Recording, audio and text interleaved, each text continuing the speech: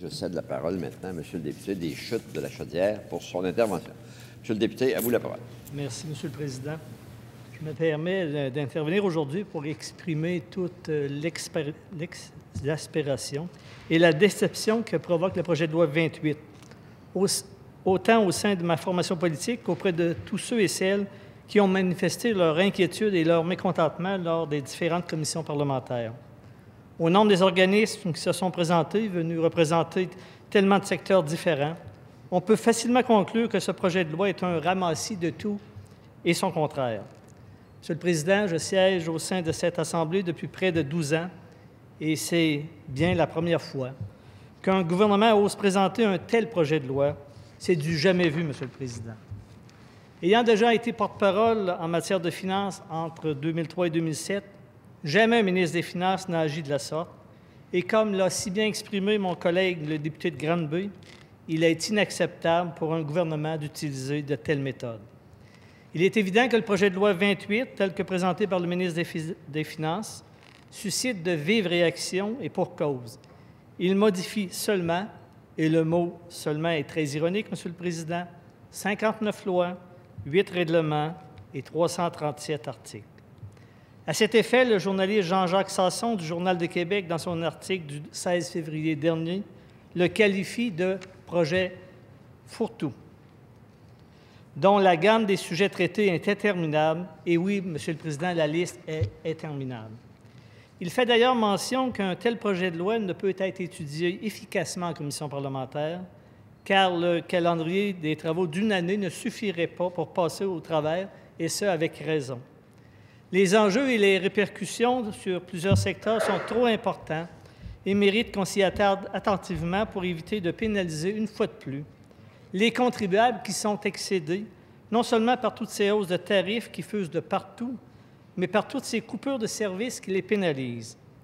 Il est évident qu'avec la présentation d'un projet de loi mammouth, le ministre des Finances va confondre les parlementaires en supposant que toutes les problématiques qui s'y retrouvent peuvent se régler tout simplement par un vote unique sur tous ces sujets abordés dans ce projet de loi. À ce propos, Monsieur le Président, je me permets encore une fois de citer un passage de l'article de M. Sanson qui dit qu'un gouvernement s'en tire bien en recourant à cette méthode puisqu'il liquide d'un seul trait de nombreuses sources de mécontentement et de débats houleux. Fin de la citation. En tant qu'élu et parlementaire, je déplore fortement cette façon de procéder que je qualifie d'insulte envers le Code parlementaire et de l'institution démocratique que nous représentons. Il est inacceptable que le gouvernement libéral profite de son statut majoritaire pour faire avaler en bloc à la population québécoise, par l'entremise d'un projet de loi fourre-tout, une quantité impressionnante de mesures dont le résultat indigeste se répercutera directement sur les contribuables qui, une fois de plus, en paieront les frais. Monsieur le Président, comment le gouvernement peut-il imaginer que nous serons d'accord de voter sur le principe du projet de loi 28, de donner notre aval sur un projet de loi qui regroupe tant de sujets disparates, n'ayant aucun point en commun? Nous pouvons être en accord avec certains points, mais aussi en total désaccord avec d'autres, d'où le malaise de se prononcer obligatoirement sur un seul projet de loi qui doit nécessairement être décortiqué afin de prendre en considération chaque sujet, ainsi que toutes les particularités qui s'y rattachent. À cet égard, comment est-il possible d'envisager la pertinence de retrouver dans le même projet de loi et de traiter équitablement des sujets aussi éloignés que les tarifs d'Hydro-Québec, les frais de garde, l'évasion fiscale, la gouvernance des municipalités, les pharmaciens, les matériaux de rembourrage et la loi sur les mines? Dites-moi, qu'ont-ils en commun pour se retrouver ainsi dans le même projet de loi? En évoquant spécifiquement certains de ces sujets, je veux surtout revenir sur un constat navrant pour les électeurs québécois. C'est qu'ils ont été bernés, une fois de plus, par des promesses électorales qui n'auront servi qu'à jeter de la poudre aux yeux. De plus, rien dans le budget n'annonçait des mesures comme la modulation des tarifs de garde, pas plus que de changer les règles de la Régie de l'énergie. Voilà des exemples concrets de promesses non respectées qui se retrouvent en vrac dans le projet de loi 28. Le gouvernement libéral veut atteindre ultimement l'équilibre budgétaire, mais les manières qu'il utilise, au détriment des citoyens, sont plus que discutables quand on prend connaissance du projet de loi 28, que nous pourrions rebaptiser le projet de loi des promesses rompues. Dire que le projet de loi 28, dans sa forme actuelle, entraîne beaucoup de questionnements est un euphémisme. Son analyse a exigé le travail de 9 députés de notre formation, ainsi que l'assistance de toute l'équipe de recherche, tellement vaste, le contenu vient modifier un nombre impressionnant de lois et de règlements. Alors que presque tous les secteurs sont touchés par le couperet des compressions budgétaires et que le gouvernement applique encore la vieille formule d'augmenter les taxes et les tarifs sans égard aux promesses faites aux contribuables du Québec, que fait-on pour stimuler l'économie et la création d'emplois, Monsieur le Président? On abolit les CLD. Monsieur le Président, le Québec doit promouvoir une culture de l'entrepreneuriat afin de stimuler la création d'emplois et par le fait même le développement de l'économie. Dans un contexte où le commerce au détail est présentement en chute libre, que de nombreuses bannières québécoises disparaissent et par conséquent occasionnent de nombreuses pertes d'emplois, il faut plus que jamais encourager la création d'entreprises. La Société de développement économique de Lévis, qui malheureusement n'existe plus, a contribué grandement à instaurer cette culture entrepreneuriale dans la ville de Lévis. Pendant plus de 15 ans, la SDE de Lévis a permis la création de milliers d'emplois dans divers secteurs d'activité. Des entrepreneurs, jeunes et moins jeunes, ont eu l'opportunité de profiter de l'expertise et du soutien d'une équipe conseil qui les a accompagnés dans les différentes étapes de création et de développement de leur entreprise. Au-delà de l'aide financière, les entrepreneurs se sentaient vraiment soutenus et épaulés. Monsieur le Président, une trentaine d'hommes et de femmes d'affaires de Lévis étaient des mentors auprès de jeunes entrepreneurs. C'est une perte, Monsieur le Président. Dynamique et très active dans le milieu des affaires lévisien, la SDE s'est beaucoup impliquée dans la promotion de l'entrepreneuriat auprès des jeunes, notamment en chapeautant avec d'autres partenaires du milieu le concours Face aux Dragons. Devant le succès de participation des années antérieures, le concours, initialement proposé aux étudiants du secondaire, s'adresse maintenant aux étudiants des niveaux collégial et universitaire. Monsieur le Président, l'abolition de cette ressource en développement économique est une grande perte, non seulement pour la ville de Lévis, mais pour toutes les régions pour lesquelles le CLD représentait la référence en matière de développement socio-économique. Or, dans le contexte économique actuel où les pertes d'emplois se comptent par milliers, il est légitime de se questionner sur la pertinence de cette mesure instaurée par le gouvernement libéral. Il est judicieux aussi de se questionner sur la capacité des municipalités qui ont pris en charge le développement économique d'offrir la même expertise, les mêmes ressources que les CLD avaient instaurées, alors que les budgets alloués au développement économique seront beaucoup moindres. Quand une ressource en développement économique performe, génère des emplois, crée de la richesse, dynamise le milieu des affaires, stimule la fibre entrepreneuriale chez les jeunes, est-il judicieux d'abolir cette ressource, Monsieur le Président? Par ailleurs, la relance économique du Québec est également tributaire du nombre de ses investisseurs. Est-ce que le gouvernement libéral démontre une réelle volonté de créer des emplois et de voir augmenter ses revenus quand il s'emploie à décourager les investisseurs étrangers à venir s'installer chez nous? Les investisseurs immigrants quittent le Québec. Or, augmenter les frais d'analyse de leur dossier, qui passent de 10 000 à 15 000 ne s'avère pas une mesure très incitative ni attractive pour un investisseur qui aura à choisir un milieu pour investir. Non, Monsieur le Président, il ne sera pas très invitant pour un investisseur de choisir le Québec. Pour développer l'économie, il faut pouvoir compter sur une immigration positive d'investisseurs qui n'auront pas envie de quitter le Québec pour s'installer ailleurs. Malheureusement, selon les statistiques, seulement 23 des investisseurs immigrants arrivés au Québec de 2003 à 2012 sont encore présents. Ce chiffre est très révélateur et dénote un réel problème de rétention des investisseurs étrangers.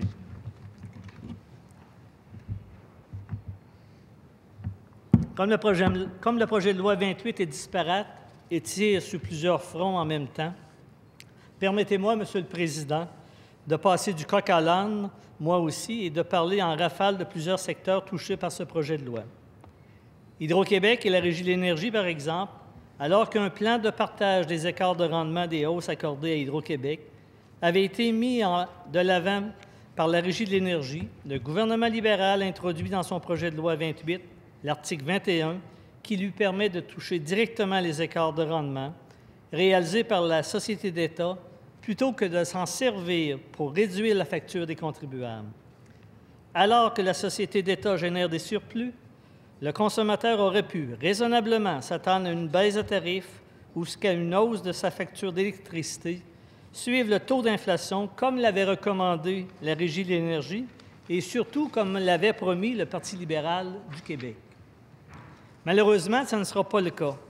4,3 d'augmentation en 2014 et une hausse possible de 7,6 en 2015. Avec ce projet de loi, le consommateur va devoir payer des montants plus élevés que ceux établis par la Régie de l'énergie.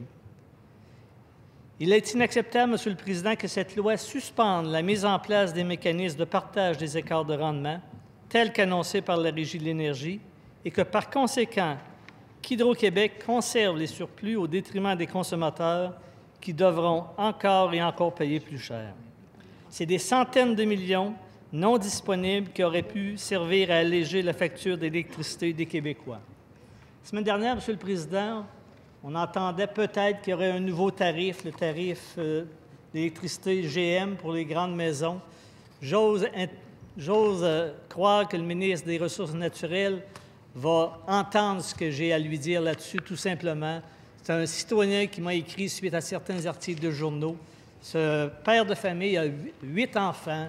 Il vit dans un bungalow, et un bungalow très modeste. Et il dit que lui, avec des tarifs pour de grandes maisons, parce que la consommation est très élevée, imaginez, Monsieur le Président, 10 personnes dans la même résidence. Aussi, on m'a fait remarquer hier, on veut qu'il y ait des maisons intergénérationnelles. Les maisons intergénérationnelles, souvent, ont seulement un compteur d'électricité, mais 2 cuisinières, 2 chauffe-eau, donc plus de consommation. J'ose espérer que le ministre des Ressources naturelles m'entend.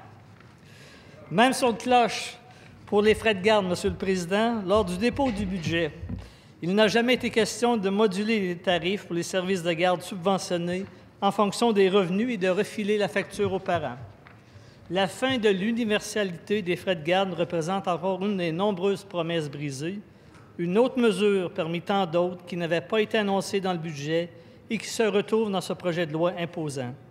Monsieur le Président, est-il judicieux de penser que le gouvernement passe en douce une multitude de changements dans un projet de loi fourre-tout sans tenir compte des répercussions néfastes sur le budget des familles, sur l'accessibilité et la qualité des services de garde, sur les soins de santé, sur la création d'emplois, pour ne nommer ceux-ci? Qu'en est-il des pharmaciens? Le ministre de la Santé a-t-il décidé de fragiliser davantage les services de santé de première ligne en leur demandant de faire plus pour gagner moins? Le pharmacien représente pour bien des gens une référence pour un conseil rassurant, souvent même avant d'aller consulter un médecin. Alors que le ministre de la Santé est en mode confrontation et impose des mesures rigoureuses pour que les médecins de famille travaillent davantage, il en impose aussi auprès des pharmaciens qui devront augmenter leur charge de travail sans rémunération additionnelle. Si la volonté du ministre de la Santé est d'intégrer les services des pharmaciens afin d'alléger le travail des médecins pour qu'ils puissent voir davantage de patients, il devra reviser ses méthodes. Car pour un pharmacien qui gère une entreprise privée et qui doit composer avec les contraintes qui s'y rattachent, cette formule est loin d'être profitable. Car il est important, Monsieur le Président, de rappeler que les pharmacies sont des entreprises privées qui génèrent des milliers d'emplois au Québec. Comme l'a déjà mentionné mon collègue de Granby, les pharmaciens font partie de ce défi qu'est d'améliorer notre système de santé. À ce propos, permettez-moi de citer le journaliste Alain Dubuc de La Presse dans son article du 17 janvier dernier, et je le cite, « Ça fait des années qu'on sait qu'une des solutions pour régler le problème de la pénurie des médecins de famille consiste à profiter du know-how des pharmaciens et à élargir leurs responsabilités pour leur confier des tâches actuellement assumées par les pharmaciens. Cela permettrait aux pharmaciens de voir plus de patients, aux médecins de voir plus de patients et aux citoyens d'avoir un accès simple et rapide à des professionnels de la santé pour une foule de problèmes. Fin de la citation. Monsieur le Président, comment le ministre de la Santé va-t-il réussir à augmenter l'accessibilité aux soins de la santé en se mettant tous les professionnels de la santé à dos? Avec de telles mesures coercitives, n'y a-t-il pas de danger d'avoir un effet contraire? Et le patient qui est au cœur de ces enjeux attend toujours des heures interminables aux urgences quand ce n'est pas des années pour voir des spécialistes. Monsieur le Président, il est inadmissible qu'en 2015, au Québec, des milliers de patients orphelins attendent de gagner, comme à la loto, la chance d'avoir accès à un médecin de famille. De ce fait, de nombreuses personnes âgées vivent avec beaucoup d'anxiété la perte de leur médecin de famille parti à la retraite. Cette clientèle vulnérable se retrouve trop souvent aux urgences, comme tous ceux et celles qui n'ont que cette option pour renouveler tout simplement une prescription, une ordonnance. C'est un non-sens, Monsieur le Président. Que les pharmaciens soient intégrés au système de santé comme ressources de première ligne représente une solution de choix. Encore faut-il que le ministre de la Santé s'entende avec les pharmaciens. Monsieur le Président, il est évidemment impossible, dans le temps qui m'est alloué, de passer en revue le projet de loi 28. De ce fait, je déplore que le premier ministre endosse un projet de loi mammouth dont le contenu aurait exigé des mois et des mois d'analyse afin de prendre en considération le bien-fondé de tous les changements qu'il entraîne et des répercussions sur différentes sphères de notre société qui s'y rattachent. Le gouvernement libéral donne cette impression d'empressement à ce que nous, parlementaires, alors accepter en bloc un projet de loi qui contient énormément de mesures dont les enjeux sont trop importants pour les contribuables et pour l'avenir du Québec. Dans sa forme actuelle, le projet de loi 28 ne répond pas à plusieurs questions, notamment sur le développement économique. À quand un vrai projet de relance économique? Il faut voir à long terme et exploiter de nombreuses ressources telles que proposées par le projet de loi, par le projet Saint-Laurent. Ce gouvernement aura plusieurs défis à relever, soit relancer l'économie, bien sûr, rationaliser les dépenses de l'État, bien sûr, mais aussi alléger le fardeau fiscal des contribuables québécois en cessant d'appliquer la formule réflexe des 40 dernières années des vieux partis, celle d'augmenter les taxes, taxes scolaires, taxes municipales. Sur les taxes scolaires, Monsieur le Président, on se fait dire souvent que nous charrions, nous, les députés de l'opposition.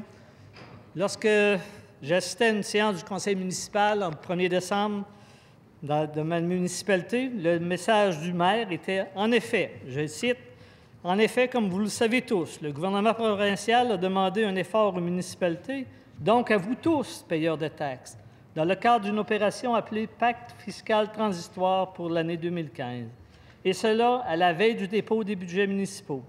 De plus, le coût des services de la Sûreté du Québec a augmenté de 19 %, une somme de 40 000 $ pour établir un montant de 250 000 $ pour l'année 2015, ce qui constitue également un effort supplémentaire exigé par le gouvernement provincial à notre municipalité.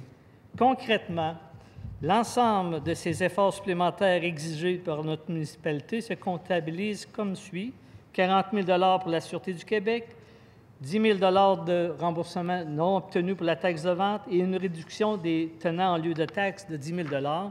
Et le message du maire se concluait: en conclusion, le compte de taxes municipales va augmenter de 4,8 % à 6 %, soit 2,5 % en raison de l'effort exigé par le gouvernement du Québec aux municipalités dans le cadre du pacte fiscal transitoire pour l'année 2015. Fin de la citation, Monsieur le Président. Pour terminer, Monsieur le Président, nous sommes tous conscients du défi que représente l'atteinte de l'équilibre budgétaire. Dans l'état actuel des choses, une réorganisation de l'État s'impose à bien des niveaux, mais pas sans égard aux conséquences sur l'ensemble des Québécoises et des Québécois. Par conséquent, vous comprendrez, Monsieur le Président, que pour tous les points que mes collègues députés et moi-même avons soulevés, il nous apparaît inconcevable pour notre formation politique de soutenir en bloc toutes les propositions et de voter favorablement sur le principe du projet de loi 28.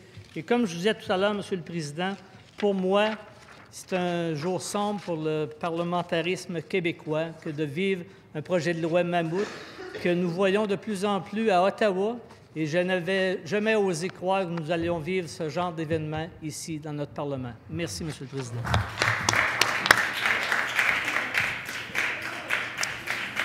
Alors, merci à vous, Monsieur le député des Chutes de la Chaudière, pour cette intervention.